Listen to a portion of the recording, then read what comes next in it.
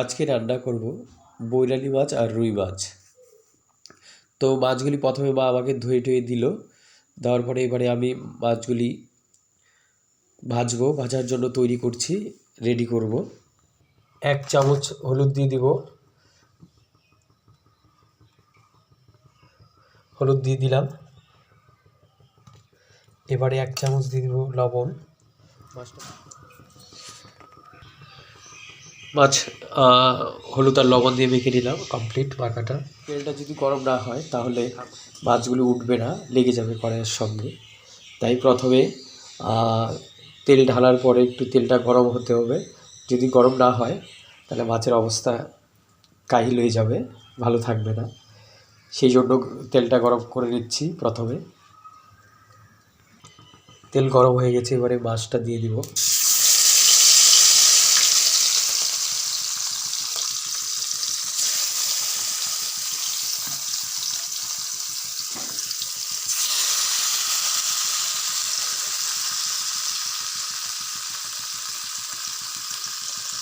বড় মাছটা ভাজার সাথে সাথে ছোট মাছটা লবণ হলুদ দিয়ে মেখে নিচ্ছি, তৈরি করে রাখছি। রুই মাছ কমপ্লিট ভাজা, মাছগুলি নামিয়ে নেব, নামিয়ে বাটিতে রাখবো।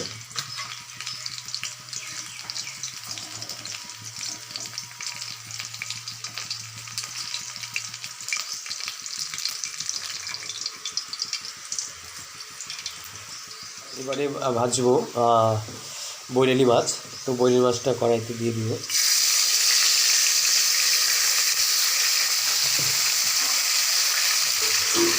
ভাজা হয়ে গেল, তো এবারে মাছে নামিয়ে রাখবো। তো বৈরালি মাছ নামিয়ে রাখলাম। তো বৈরালি মাছ দিয়ে টমেটো রান্না করব, টমেটো আর রুই মাছ দিয়ে পটল আর আলু দিয়ে রান্না করব। তো হালকা আলুটা ভাজবো, ভাজানো কমপ্লিট, আলু ভাজানো কমপ্লিট। তো এবারে আলুগুলি নামিয়ে রাখবো। আলু ভাজানো কমপ্লিট হয়ে গেল, তো আলুগুলো রাখছি। আলু নামানো হয়ে গেছে, মশলাটা করে নিব। তো মশলাটা মিক্সচার করে নিলাম, যাই হোক মশলাটা করে নিলাম, মশলা হয়ে গেছে। প্রথমে রান্না করব টমেটো দিয়ে বৈরালি মাছ।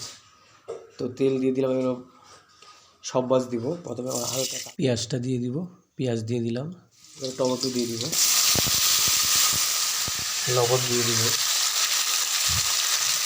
লবণের পরে হলুদ দিয়ে দিলাম, মশলা দিয়ে দিব। এটা মজানো হয়ে গেছে। এবারে হালকা জল দিয়ে দিব, হালকা জল। এবারে মাছগুলি দিয়ে দিব। টমেটো দিয়ে বৈরালি মাছ রান্না করলাম, রান্না হয়েই গেল। অল্প ধনিয়া পাতা দিয়ে দিব, ধনিয়া পাতা দিয়ে দিলাম।